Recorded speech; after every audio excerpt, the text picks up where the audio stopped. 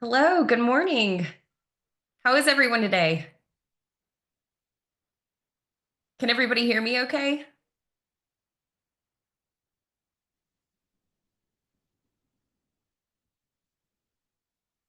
Give you guys a minute. Great. We'll give everybody a minute to get settled in, sit down with that final cup of coffee. All right. Well, I am Katie Knowles. I am the owner and manager of Advisors EP, and I'm excited to have you here today. We are fortunate today. We have a smaller group, so that gives us a opportunity to have more of an intimate conversation. If you have questions today, please either raise a hand, put it in the Q&A, or if it's some sort of general information, you can't hear me, you need me to go back to a slide, anything like that, put it in the chat. You will have access to this today. We'll provide you with a recording of the webinar if you need it, if you missed something. Today is really going to be informational about what is AEP and how do we function, what do we do for you, and what is outsourced estate planning? How on earth does that work?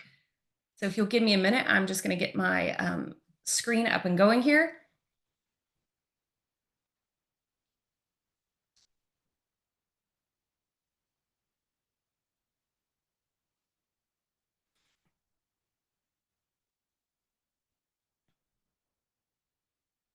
All right. Can you all see my screen?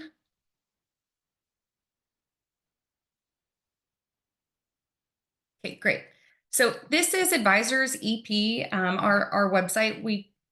Advisors EP is kind of a mouthful. We usually just go by AEP. So this is AEP's website.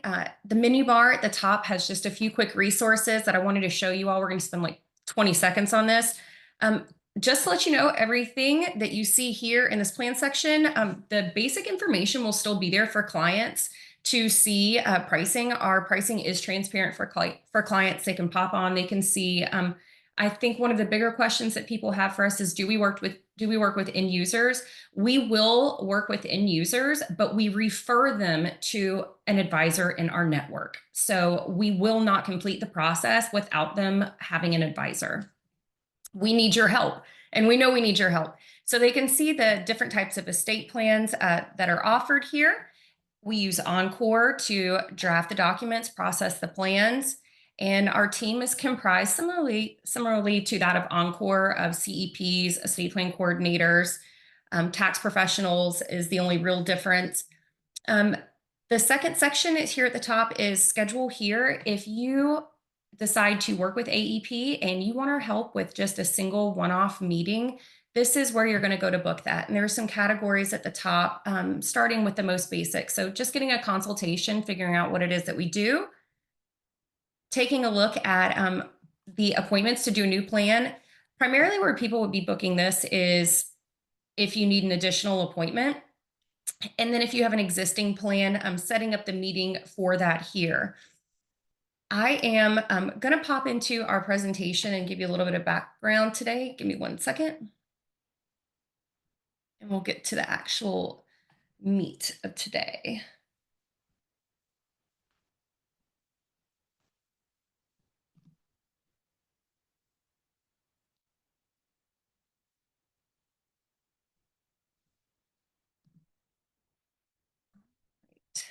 Thanks for bearing with me, guys. When I share my screen, sometimes it goes a little bit slower than I would like. It could be the 87 applications that I have up and running, though.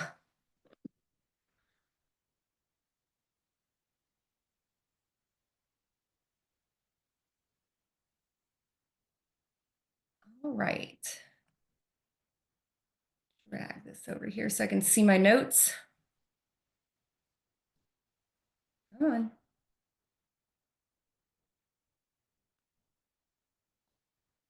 There we go.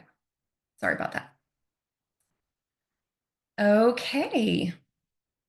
All right, so AEP, Empowering Advisors. We work with financial advisors like yourself, offering outsourced estate planning services. So what does that mean? What does it mean to outsource something? Similar to how you would outsource anything else. You send us a referral for a client and we pick the ball up and run with it. The information that we need from you is basic. The more you give us, though, the better the experience is for the clients. Similar to working with Encore directly. The benefit of going through their financial professional is that you already have most of the information on them. And that is going to make us, one, it's easier for us to do our job. Two, the clients have a better experience. And three, it really makes you look like you're a part of the process without being an integral part of the process. So we take on the work and the responsibility, and you reap the rewards. AEP was a company that's built by financial professionals, former financial professionals, and I am the managing owner, as I mentioned earlier. I think one of the biggest things that people want to know is how on earth did I get into this? And if you see me do any other webinars, you probably heard this, I'll keep it short. I was an advisor that was highly interested in estate planning and decided to get my CEP, which is a certified estate planner. If you've never heard of that before, it's just a really fancy way to say I'm a nerd about estate planning. I love estate planning. And then from there, I started working with the advisors at my old financial firm and doing all of the estate planning for their clients. They quickly said, oh my gosh, we can't be the only ones out here that realize there's a need for this. And that is what sort of was the catalyst and the idea behind Advisors EP and how we got started. So now we work with advisors from a multitude of firms and different structures. And everything has been thankfully going very well. So we're happy to have you here and hope that you're excited to join our network of advisors. All right. So as I mentioned earlier, this is run by non-financial professionals. This is not a competitive environment. We are not here to steal your clients. So when you provide us with information on them, we're not trying to take your assets under management or steal your clients. That's a common question. We are not financial advisors. And this is a comprehensive estate plan. I feel really confident saying that because one of the things that we specialize in is making sure that clients who opt to pursue a trust-based estate plan, that the plan is actually fully funded. That's really important. And that's something that's often overlooked, especially by advisors that are new to the estate planning world. And they might not understand necessarily the important steps or the back end that goes to funding the plan. Affordable, as I said, our pricing is up front. I hear all day, what advisors are charging for their plans. And, by all means, if you're charging $5,000, $6,000 for a plan, go on with your bad self. But in our mind, that's not necessarily affordable for the average client. Our couples trust-based estate plan is $2,900. That includes $250 towards a deed transfer. Usually takes care of the primary residence right then and there. Additional real estate, business assignments, mortgage, and lease assignments are what would up the cost of the plan. And we do an intake with you and the client prior to charging the client for anything. So we have a good idea of exactly what the plan should cost, and we're not going back and charging for additional ancillary documents or services at a later date. I'm sorry if you see me drinking my tea. I've been very ill, so bear with me. I apologize for my voice and the excessive hot liquids. So usually the advisor, I think a lot of people want to know, is this the right solution for me? And pretty quickly, I think most people can realize that if they identify with one or more of these needs. So do you have the bandwidth to offer the services? That's time and resources. Do you have the desire to do this? Is it something that you're even interested in? Is your plate so full, that bandwidth that we mentioned earlier, that you don't have the time to learn enough, gain the knowledge that you need to do this job and do it well, to offer this service and do it well? Or are there some roadblocks that are in place that are preventing you from offering the service? And if that's one of them, that makes us a really great solution. So either lacking the time, desire, or knowledge, or a combination of them. Beyond that, if you want to take it a little bit further, you can look at this from an analysis perspective of where your business is in its life cycle. If you'll take a look with me just here in this top row, try and find which one maybe identifies you and your firm, where you are Are you in a launch phase? Are you in growth phase? Maybe shakeout phase. So you're through that growth period and you're starting to realize that your sales may be increasing, but your profit margins might not be due to overhead expenses. And that's usually because you have a highly trained, skilled staff. And how do we offer and implement a service when we have these roadblocks in place or when we have these um, challenges before us? And as business owners, it's really important to understand where your business is in this cycle and what can you actually take on and how will that affect your business as a whole. I guess, is the risk worth the reward? So is hiring the best idea, or is implementing a service the best idea, or is outsourcing the best idea? And for those who understand where they are and believe that outsourcing is the best option, we sure hope you'll use us. All right. Y'all give me 1 second.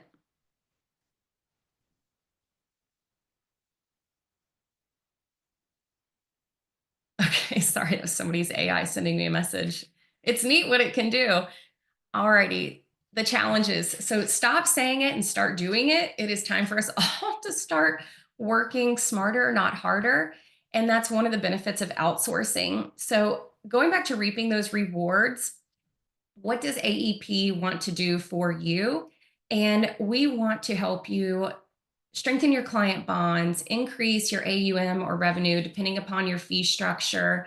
We want to help you find new opportunities with existing clients, and we want to help you gather data on clients. This is a great way to onboard new clients. If you have not considered the opportunity and the acceleration that estate planning will add or contribute to your onboarding process, please do.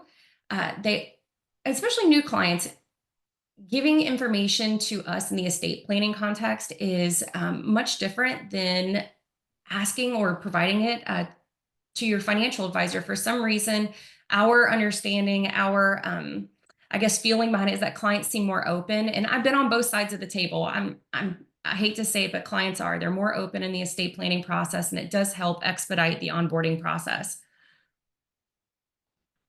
So what is the solution? I've said it probably 5 or 6 times now. If you haven't picked up, it's outsourced estate planning. And how do we differ? What is different about this process? So I think for advisors who have never outsourced something before, that sensation of, okay, I'm now going to hand you the reins and you're going to take over, that can be a little bit daunting.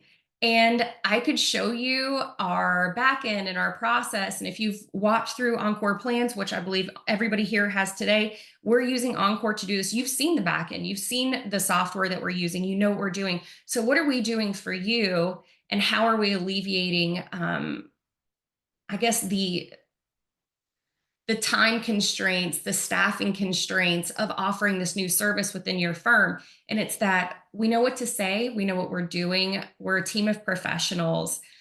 It doesn't matter for us, we're volume. So for us, if we spend, I heard this from an advisor the other day, well, a junior advisor spent 20 hours on a new case. One, what's the junior advisor's level of knowledge compared to ours? Two, what is your process compared to ours?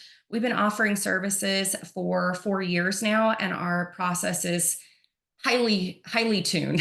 I can assure you that I don't think it would have taken us 20 hours.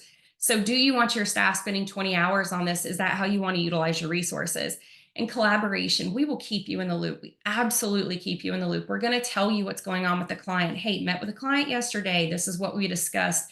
FYI, here's one of the considerations that we're teeing up for you. Maybe we're seeing that the client has a lack of life insurance. Maybe we're seeing the client has too much cash in the bank. These are things that we're going to share with you because they are important to the client's overall financial health and success. And we understand that more than anybody else because I've sat on both sides of the table and I've designed this company to work for you and your clients. We want your clients to succeed. We know that they can't do it unless the estate plan works in conjunction with the financial plan. So on that follow-up, one of the other areas that we excel at is providing a comprehensive set of funding instructions. Clients' assets are broken out and individualized instructions are provided for them. We also have the ability for assets held away to provide institution-specific forms for those assets. think a perfect example of this is I had an advisor. We found several life insurance policies and we notified the advisor, hi, you're not the agent of record on these. Would you like to become appointed with the company? If so, we'll suggest to the client or let them know that you can become the agent of record if they're interested in that. And the advisor said, no, I'm not interested. He simply was not willing and didn't want to. And in my opinion, this was a great decision on his part to go out and become acquainted with a company that he's unfamiliar with, doesn't use, and be responsible for this product knowledge on these older, smaller policies. And that's totally fine. But now we have this asset that's held away. And how do we take care of the funding, the ownership, and the beneficiary updates of that asset? And that's where these institution specific forms or carrier specific forms for assets held away become so beneficial, is that your team is not on the back end trying to find, fill, populate, provide, and mail in, snail mail these wet signature forms. That's on us. And we have the tools to do that and to do it in a really efficient manner.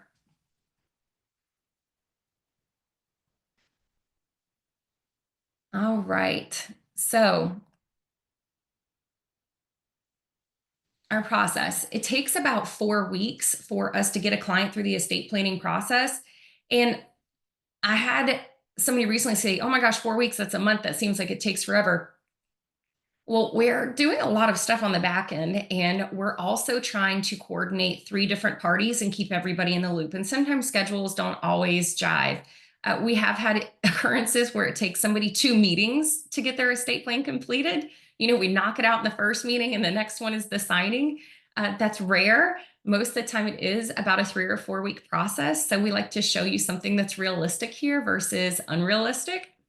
Week one, we're getting the client get started form from you, which has basic client information. I'm going to show you all that later in the presentation.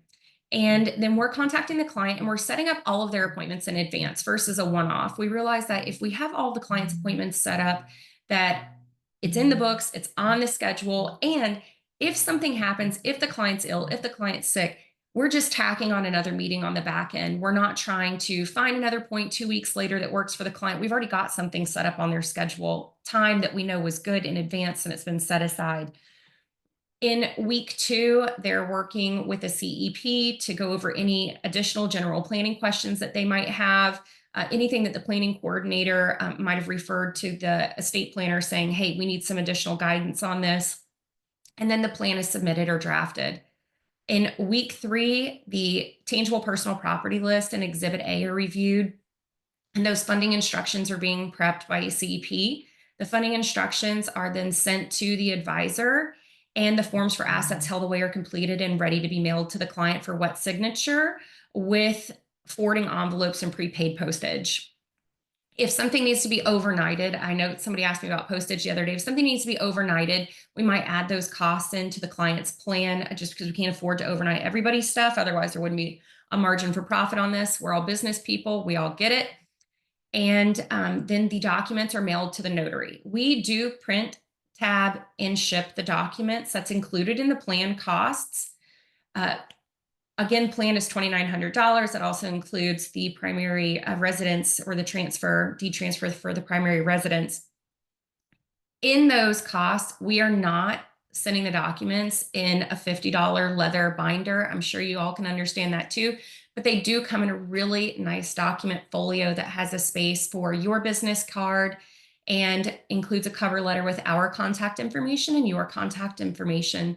So the successor, trustee, executor, power of attorney, healthcare agent, whomever might be grabbing that estate planning folder from the filing cabinet knows who to call in case of emergency. Now in week four, the client is signing, and the qualified lead information that we've gathered throughout the process for you is also being relayed to you with the client's permission. When we speak with clients, we're not just asking them, all right, who do you want to put here? Like, who are we slapping in these roles? Who are we putting in these empty fields? We want to know a little bit about them. Tell us about Sue and why you're picking her. And we're taking notes on Sue and why the client picked Sue. And if it's somebody that seems like a qualified lead, because generally, whomever they're putting or whoever's fulfilling the roles of the client's estate plan is somebody that the client trusts and believes that they will act the way that the client's acting, or that they have similar morals, values, beliefs. And that's generally a great qualified lead. If you like this client, you're probably going to like who they're putting in this role. So that is the information that we're sharing with you. If you're paying for prospects or leads right now, if you're not thinking about this from a lead generation standpoint, please do, because it is really beneficial. So, with that being said, I want to kind of do a little segue here. Beneficiary and successor trustee meetings. We will help you organize beneficiary and successor trustee meetings, meaning we will ask for permission and we will introduce the parties. So you can then have a conversation and introduce yourself to the successor trustee and beneficiaries. We're thinking about generational assets and the retention of them when we're doing this. Not only are they probably a great qualified lead, but if you want to maintain those generational assets, you really want to go ahead and get your foot in the door, introduce yourself, and make sure that you are not a random face in the crowd at mom or dad's funeral. You're a familiar face. You're somebody that they have a relationship with, they've spoken with. You're not a stranger at this point. You're not just a name they've heard before. It's going to go a long way for helping you retain those assets. Afterward, the notary will will upload the documents for us once they've been signed and send them back to us. And then the notary will mail the documents back to the client via USPS. So they have their originals. And that is tracked. It's not signature required, but it is tracked. If you need signature required, we're happy to do that. All right, a practical example. I was trying to think about what to put in here when we redid this presentation, and I usually pick something that's just realistic, because why would anybody want to hear? I mean, that crazy outlier stories are awesome, but why would you want to hear that? I mean, that's just stuff that doesn't happen very often. So I figure the better use of our time is to talk about what's realistic.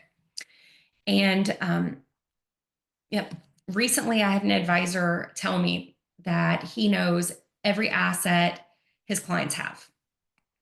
I said, all right, that's great. So your clients have to spill it all. That's perfect. And then I asked if he knew a ballpark of what was in their 401ks. No, I don't manage those assets. Okay.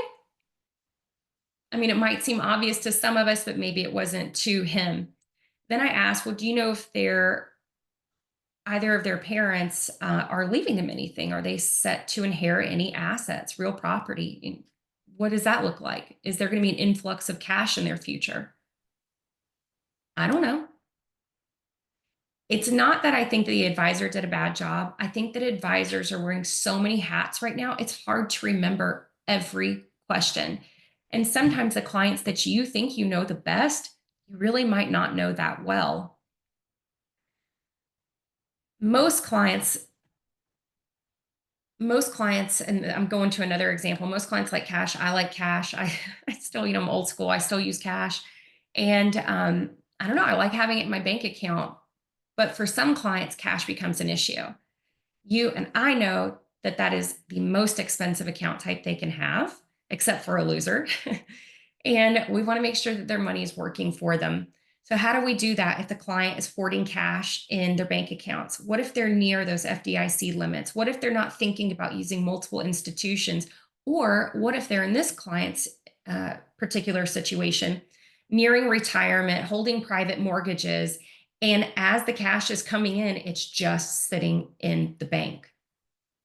This client, between two separate institutions, had close to $1 million in the bank. And we're talking about cash sitting there, two institutions. You do the math. She still has 3 private mortgages that are coming to a close. This is not a good situation for her to be in with 2 smaller community banks. And I encouraged her to look into that with the help of her advisor. I'm not saying that smaller community banks aren't the way to go, guys. I have one, but that was something that she needed to consider. All right. How do you get started? What's the next step? So you've seen how this is practical. We're talking about really basic things with clients, FDIC limits, insurance policies that might not have an agent of record on them, homes, if there is an existing trust and we're talking about a review, was their primary residence deeded to the trust? We want to make sure that all these things are being taken care of. But how do you actually get started with us? What do you do? Super simple. If Victor, would you mind popping in that link I sent you to the chat? If you want, we're going to put the link in the chat right here, but I'm just going to show you my screen here, what all this takes. So you'll fill out the intake form for advisors.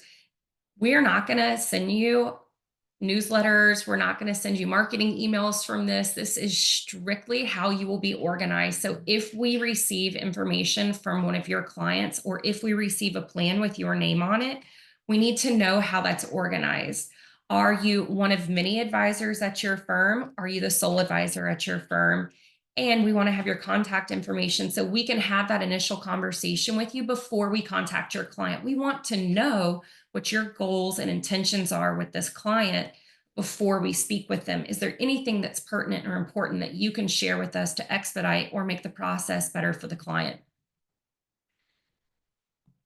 The second page is your contact information, not the generic firm contact information. Please don't put your support email address in here unless you're the admin and you're joining us today. Please put your contact information here. We need to call you to discuss the client before we call the client. And we do our best to call the client back within 24 hours to schedule all of their appointments.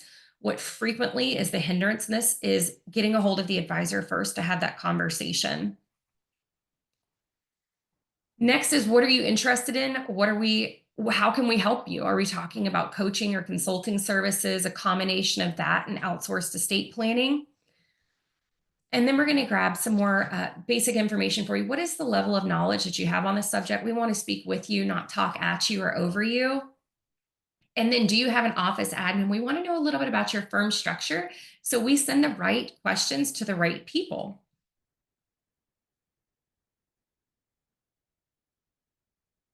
Next is, what are your goals with us? What can we help you do? What do you hope accomplish by working with us? And then tell us what you were using.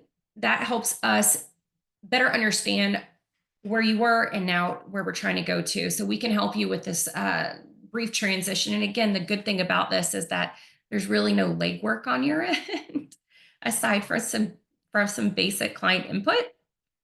So I'm going to show you all how to get started. So now you've seen the advisor intake form. It seriously takes like 4 minutes to fill that out. You could do it before we finish this.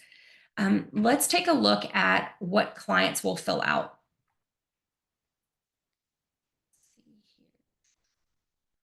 I'm going to stop my screen share for a quick minute. Actually, I'm not. We'll go back and do it, so I don't have to toggle back into this. So on our website, you can find this under advisor resources or client resources. It's this quick start for all plan types, whether they're doing a will, a trust-based plan, or a powers plan. Everybody's going to start right here. The system will sort them to the right questionnaire that they'll go through with their plan coordinator. So what I'm asking you to understand today, or what I'm hoping you understand today, is that you're doing a brief portion of this with the client. You're doing just enough so we have their contact information, your contact information, so we know who to speak with about the plan, and we know who to contact in your firm for certain things.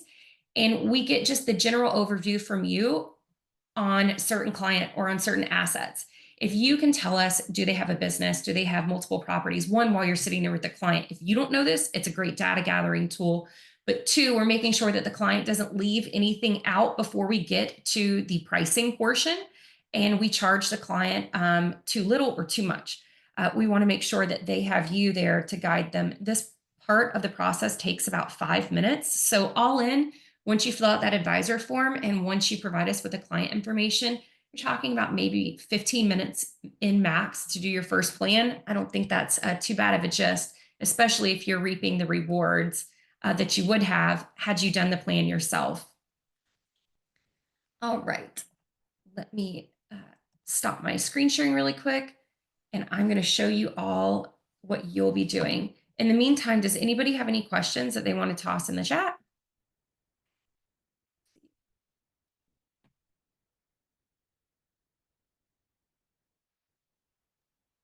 So, do advisors receive a referral fee? That's a great question. Advisors do not receive a referral fee. What they do receive are identified opportunities with the client. So, if it's an existing client, you're going to find new opportunities. It might not be with every client, but you are going to find them. The example that I gave you earlier about the client who had $1 million in the bank, her advisor has since put that cash to work for her. That was his reward. Absolutely. That is how you find new opportunities with current clients. And then the onboarding process as well, knowing that you actually have all the client's information, that's another big one.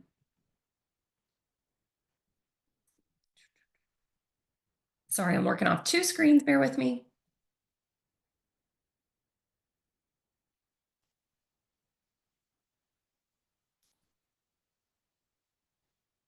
All right.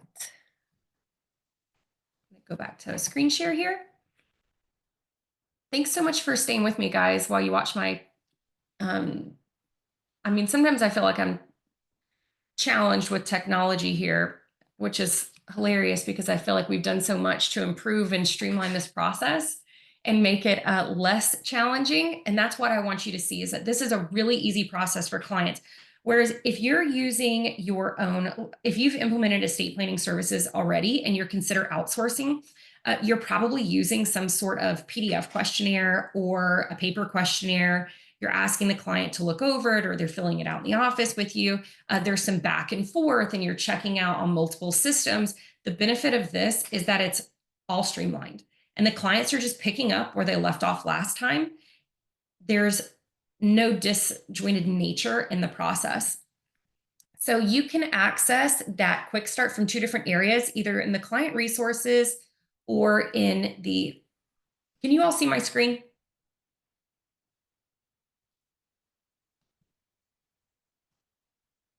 All right, great. So we'll go here to, let's just use client resources. As advisors, you'll have access to the client resources area, but as clients creating a login and username, you do need a login and username to access the site due to the nature of the content. Clients do not have access to the advisor resources area. So in the client resources area, they have a couple of different things they can do. And the neat thing about this is that they're all connected. So the documents are, the forms are all feeding information back and forth to one another. So everything is getting stored to that client's portal. And that's one of the reasons why it's so important that we understand your firm structure is because we want to, yes, my slides will be available. I'll be sure to get these to you. We want to make sure that we're organizing the clients properly in your firm. So if the firm has 4 different advisors, we don't want to ask Jim what John's clients need. And that's why that advisor intake form, if you'll make sure to put your contact information, that's great. So we're going to go here to all plan types. Here is where the client will select their plan type. If they get to this page and they're going, oh my gosh, I don't know what I need because you're sitting with them, or they're at home, it's a remote meeting, whatever it might be. If you can't meet with the client and you know that they need an estate plan, if they're ready to move forward, we will do this part of the process with for you with the client. So don't think, if you're unavailable, the client needs to wait to do this. We're happy to do it for you, but we really want you to call us when the client's ready to move forward. We can't, unfortunately, spend the time to make sales or sell estate plans for everybody. The system's really designed for clients who are ready and they know they need an estate plan. And I'll give you some talking points on that as well to help better identify clients who are ready to move forward or who should be moving forward. For today, so we talked about this, they can start the quiz here and it's the trust versus will-based quiz. It gives them a nice score at the end and tells them the plan type that might be best for them. There are some considerations along the way as the client answers questions. Are you a business owner? Do you own property in multiple states? That quiz takes about 3 or 4 minutes to complete, super fast.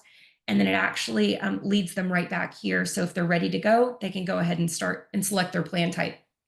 For today, we're going to look at the trust-based estate plan because that's the majority of what we'll be working with.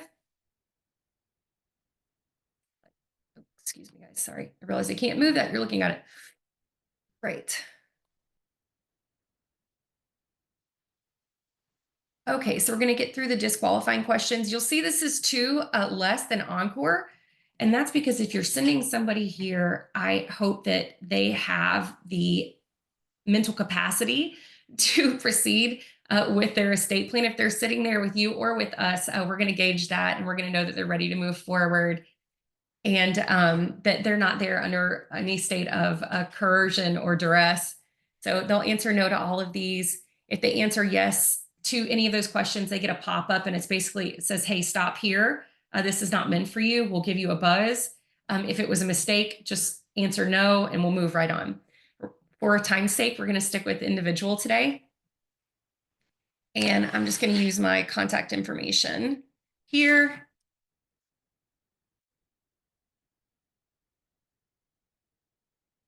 And this is where the client's going to add their financial advisor. This is one of the reasons why it's important for you to make sure that we know who the client's coming from. If you're not with the client when they're doing this, we're going to look up your information and we're going to make sure that what we're entering reflects what's in our system. For example, if you are sitting there with a client, let's say your name's Jonathan, but you go by John. It needs to be consistent. And if it's not, it's okay. We can always fix it in the back end, but we want the clients to know that they need to enter Jonathan Smith, not John Smith. So they'll go in and they'll add an advisor. And for today, we'll use that. Let's say that is the first name, John Smith.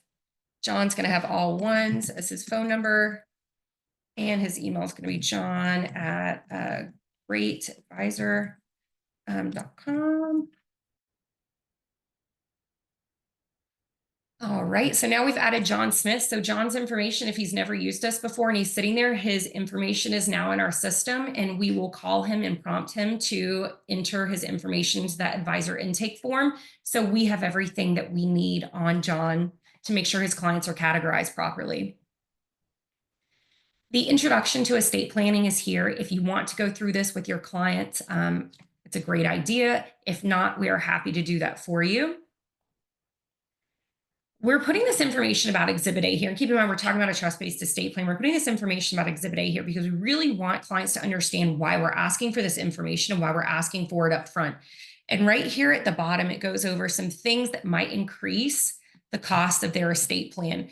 If you're all familiar with EncorEstate Plans, you'll see that we have a slight increase in the price for these. And that is because generally when they add on additional deed assignments deed work or business assignments, there's a little bit more work that goes into that for us.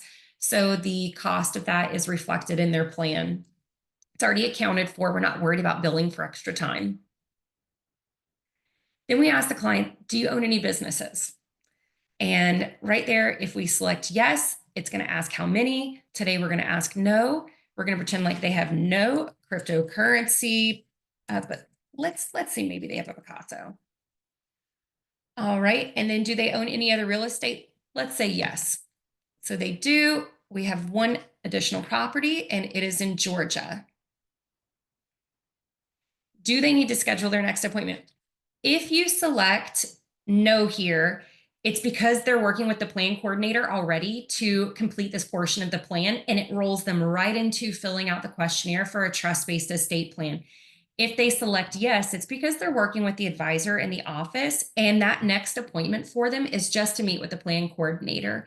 It's synced with our schedule, so we'll get the information that you all input in advance. We'll be able to see how they answered. Do they have any businesses? Do they have any additional real estate? And we'll already have their plan costs, a ballpark in mind, once we find out the state of residence for the client and anything additional that we need to know. That's it. So we select, yes, or we'll do no in this case so you all can see what the next screen is. And no, and it takes them right into the actual quiz. So welcome, congratulations on completing the first steps of your plan. And that's when the plan coordinator is taking over from there. If you scheduled an appointment, this would be the next thing that the client would see.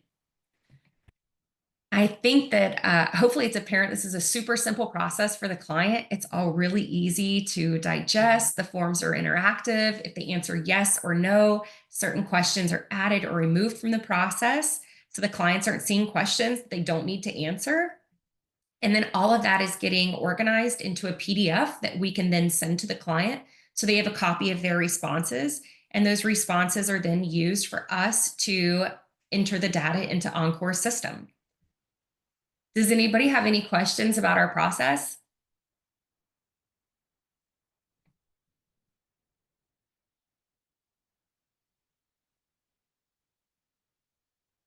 Great.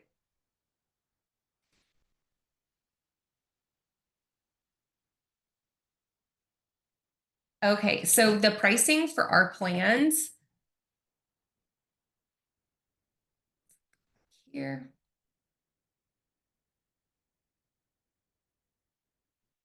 All right, the pricing for the plans is for couples. It doesn't vary between couples and individuals.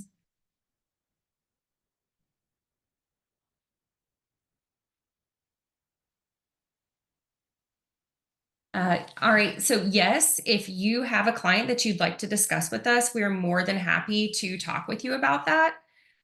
Sometimes it's great to just kind of bounce ideas off of one another. We realize that's an important part of the process. So, if you have questions, please call us, ask us. That's what we're here for.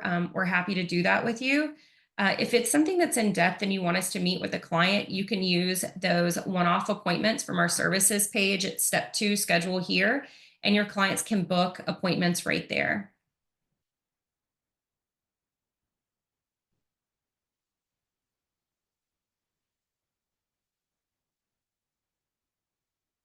Does anybody else have any questions for us today?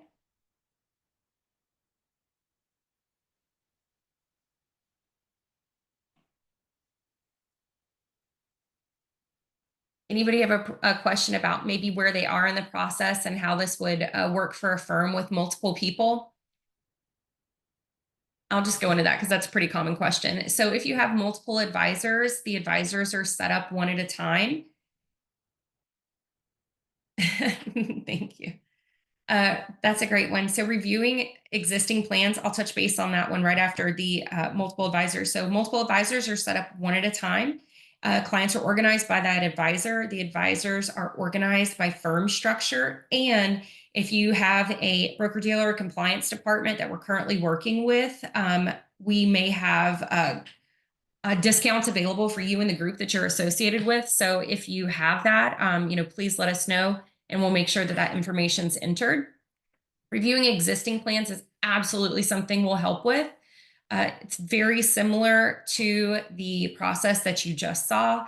The clients go through a quick intake. We review the plan with the client, and then our plan review is $350. It does include a funding session if it's a trust-based estate plan. So that's not something that you have to pay additional for. We're not just going to send you back the visual plan and the considerations. We're going to meet with you. We're going to meet with the client. Or meet with the client one-on-one if that's what the client prefers. We do ask the client what they prefer.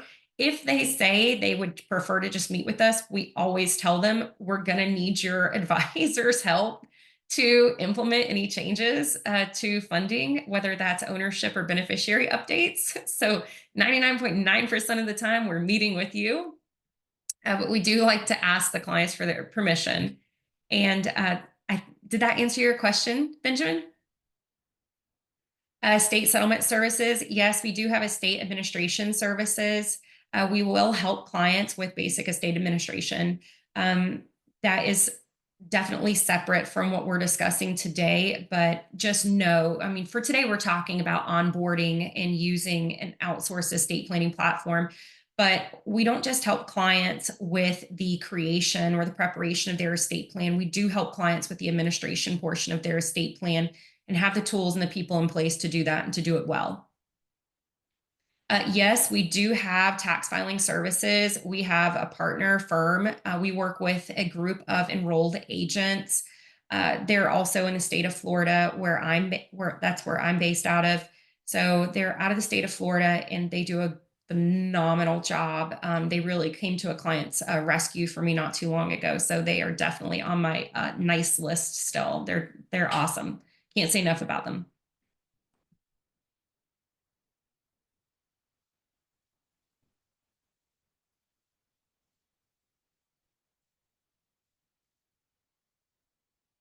All right.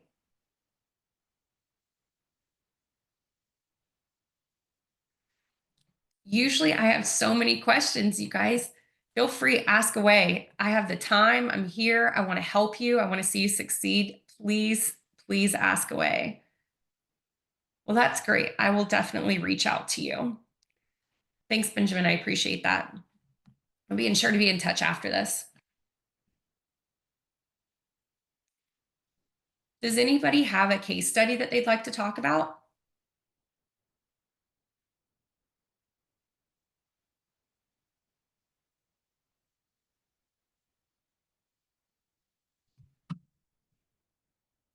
Let's see here.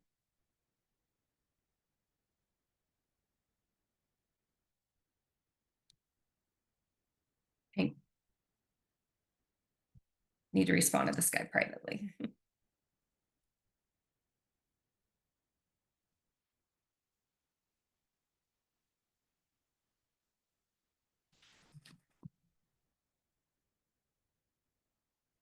All right. If you have any client specific questions, please feel free to put them in here. Please refrain from sharing personal identifying information on clients.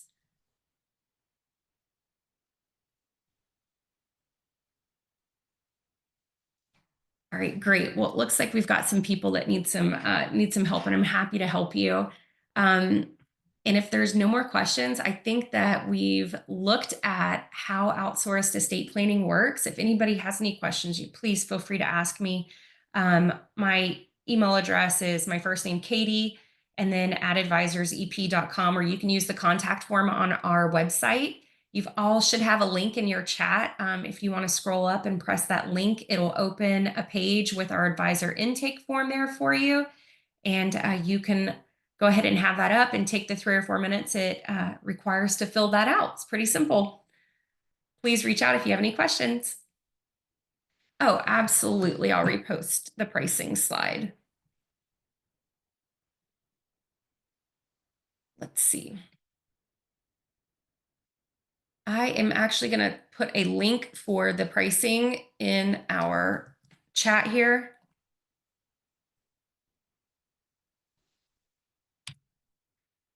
And I'm going to do one more time. Pop in a link for those advisor resources.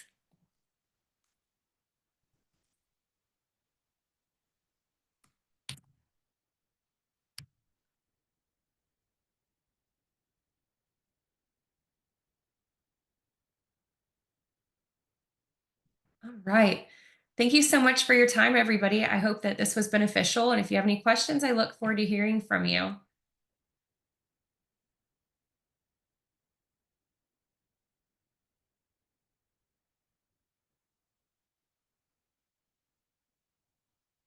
Okay, have a great day.